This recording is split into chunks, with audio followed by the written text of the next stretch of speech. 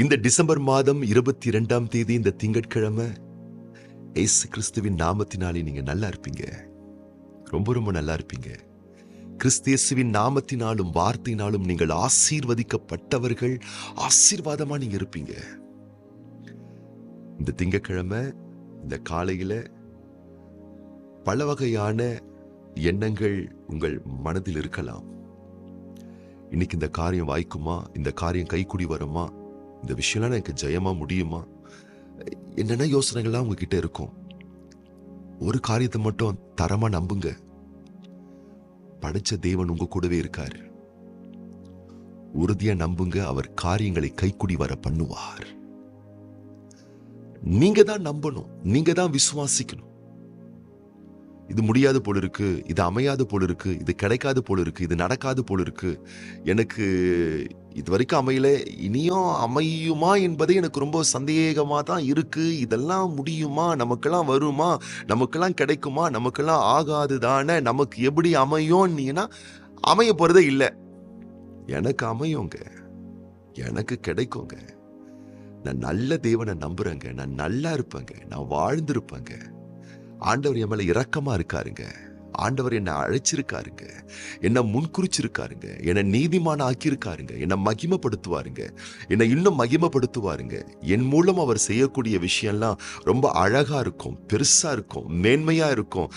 என்னை வர வர விருத்தி அடைய செய்வாருங்கன்னு விசுவாசத்தோடு நல்ல நம்பிக்கையான வாக்குகளை நீங்க பேசி ஸ்ட்ராங்கா அப்பாவுடைய வார்த்தை நம்புனீங்கன்னா 100% நான் சொல்றேன், நீங்க நல்லா இருப்பீங்க, ரொம்ப ரொம்ப நல்லா இருப்பீங்க.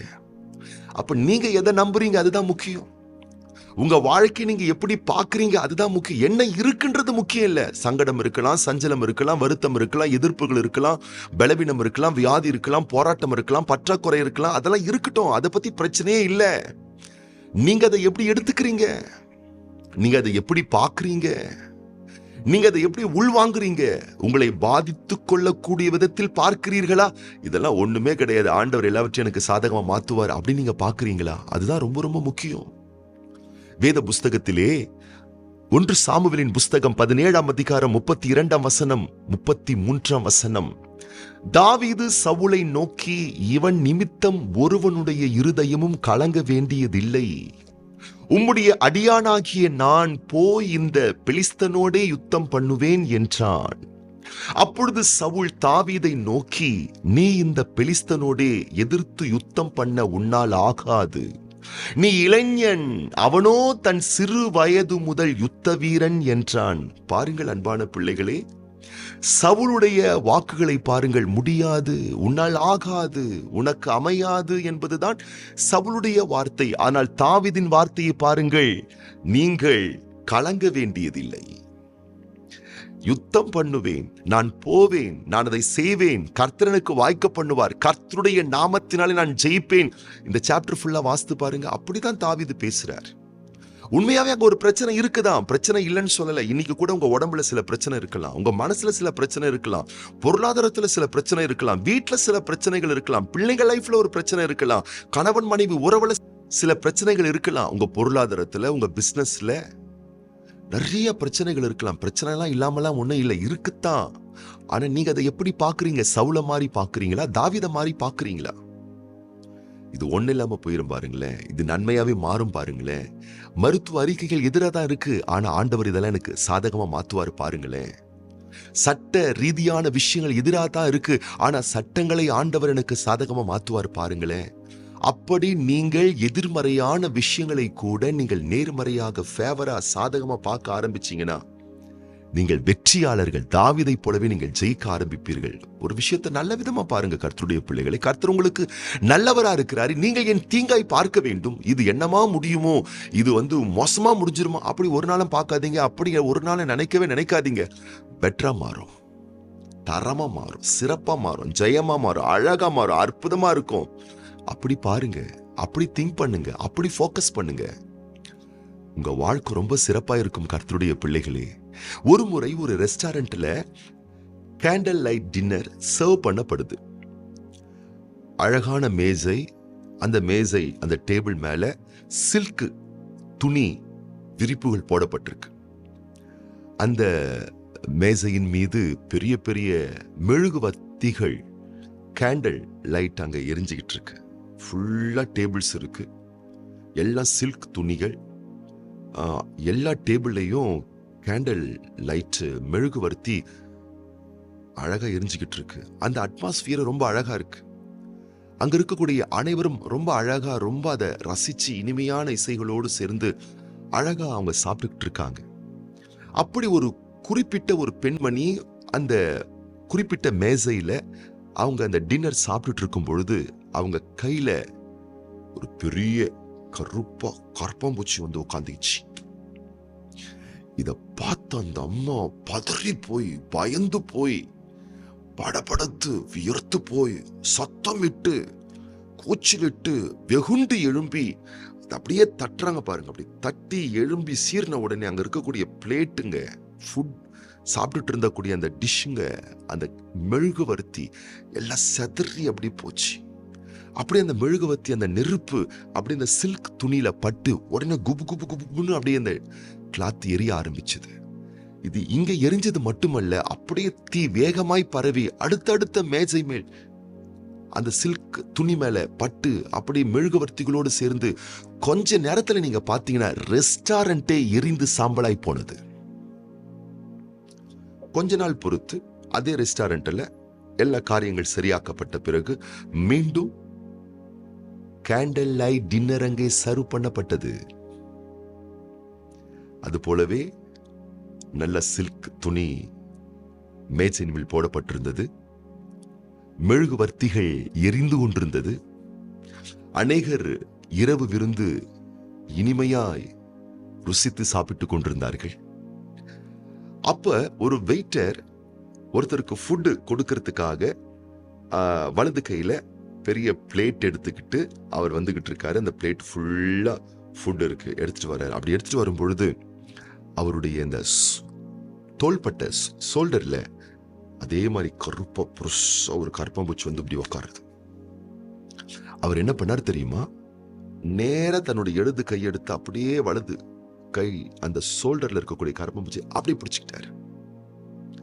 நேரா போனாரு, அருகாமையில் இருக்கக்கூடிய டேபிள்ல சாப்பிட்டு இருக்கக்கூடிய அவர்களுக்கு அந்த ஃபுட்டை கொண்டு போய் கொடுத்தாரு. அப்படியே ரெஸ்டாரண்ட் அருகாமையில் இருக்கக்கூடிய ஜன்னல் பக்கம் போனாரு. ஜன்னலை ஓபன் பண்ணாரு. கருப்பாம்பூச்சி அப்படியே பிடிச்சி ஜன்னல் இருந்து வேகமா அதை தூரமா வீசி எறிஞ்சாரு. ஜன்னலை க்ளோஸ் பண்ணிட்டாரு. கதை முடிஞ்சு போச்சு. இது யாருக்குமே தெரியாது. அதை அவர் பொருட்படுத்தவும் இல்லை. அதை தட்டி போட்டுட்டு ஹேண்ட் வாஷ் பண்ணிட்டு அடுத்த வேலையை பார்க்க அவர் போயிட்டாரு. அவருக்கும் பாதிப்பு இல்லை, வந்த மக்களுக்கும் பாதிப்பு இல்லை, அங்க எந்த பொருட்களுக்கும் பாதிப்பு இல்லை, அந்த ரெஸ்டாரண்ட்டுக்கும் பாதிப்பு இல்லை, ஒரு பிரச்சனையும் இல்லை. யோசித்து பாருங்களேன், ஒரே கரப்பாம்பூச்சி ரெஸ்டாரண்ட்டையே அழித்து போட்டது. இன்னொரு கரப்பாம்பூச்சி அது ஒண்ணு இல்லாம காலியாகி போயிருச்சு. அப்ப கரப்பாம்பூச்சிங்க பிரச்சனை இல்லை, உங்க பிரச்சனையே இல்லை, உங்கள் வியாதி பிரச்சனையே இல்லை, உங்கள் பலவீனம் பிரச்சனையே இல்லை, உங்க பற்றாக்குறை பிரச்சனையே இல்லை, உங்க போராட்டம் பிரச்சனையே இல்லை. அதை நீங்க எப்படி கையாளுகிறீர்கள், அதுதான் பிரச்சனை.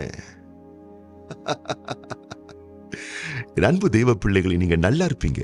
நீங்க ரொம்ப ரொம்ப நல்லா இருப்பீங்க. இன்னைக்கு இந்த திங்கட்கிழமை, இந்த 22ஆம் தேதி நீங்க ரொம்ப ரொம்ப நல்லா இருப்பீங்க. பிரச்சனையை பிரச்சனையாக பார்க்காதீர்கள். அது ஒண்ணும் கிடையாது, அது ஒரு பெரிய விஷயமே இல்லை, அது ஒண்ணு இல்லாம போயிடும்னு சொல்லி நல்ல விதமாய் பாருங்கள், அணுகுங்கள். நீங்க நல்லா இருப்பீங்க. தேவனுடைய நாமத்தினாலே வார்த்தையினால் நான் சொல்லுகிறேன், நீங்க ரொம்ப ரொம்ப நல்லா இருப்பீங்க, ரொம்ப ரொம்ப நல்லா இருப்பீங்க.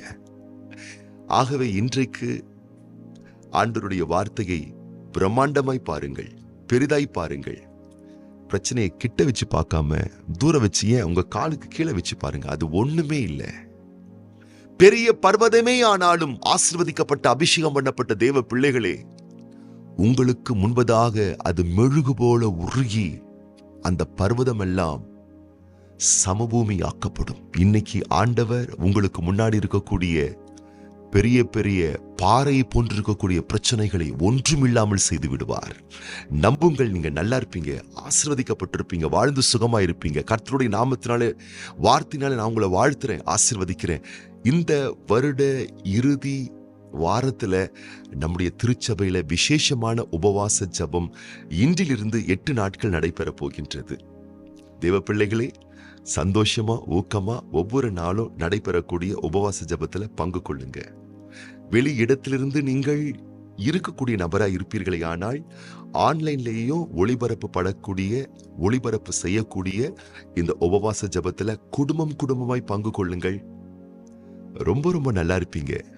இன்னைக்கு பிறந்த நாள் காணக்கூடிய அன்பு சகோதரர் கிஷோர் மற்றும் அன்பு மகள் எஸ் சங்கவி, இவங்க இன்னைக்கு பிறந்த நாள் காண்றாங்க. அது போலவே திருமண நாள் காண்கின்ற பிள்ளைகளுக்காக நம்ம ஜெபம் பண்ண போறோம்.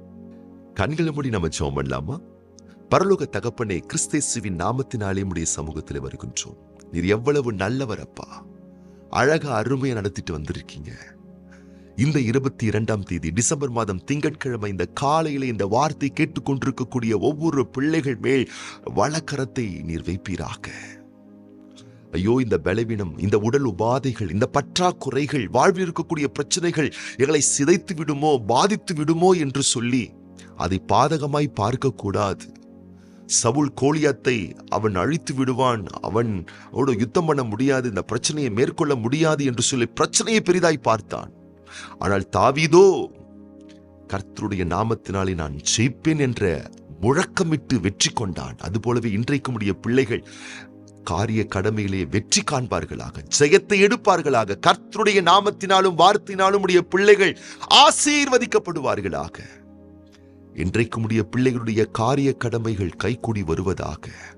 பரலோகத்தின் தேவனாகிய கர்த்தர் வளமாய் உடைய பிள்ளைகள் வாழ்ந்திருப்பதற்கு ஏதுவான அனுகூலங்களை தந்து ஆசிர்வதிப்பீராக. இன்றைக்கும் பிறந்த நாட்கள், திருமண ஆண்டுகள் காண்கின்ற உடைய பிள்ளைகள் வாழ்ந்து சுகமாயிருப்பார்களாக. தேவனுடைய வல்ல நாமத்தினாலும் வார்த்தையினாலும் ஒவ்வொரு பிள்ளைகளும் வாழ்ந்து சுகித்திருக்கும்படி வாழ்த்துறோம், ஒப்பு கொடுக்கிறோம், அர்ப்பணிக்கிறோம், ஆசீர்வதிக்கிறோம். ஆண்டவர் இயேசு கிறிஸ்துவின் ஆசீர்வதிக்கப்பட்ட நாமத்தினாலே மனதார வாழ்த்தி ஜெபிக்கிறோம் எங்கள் நல்ல பிதாவே.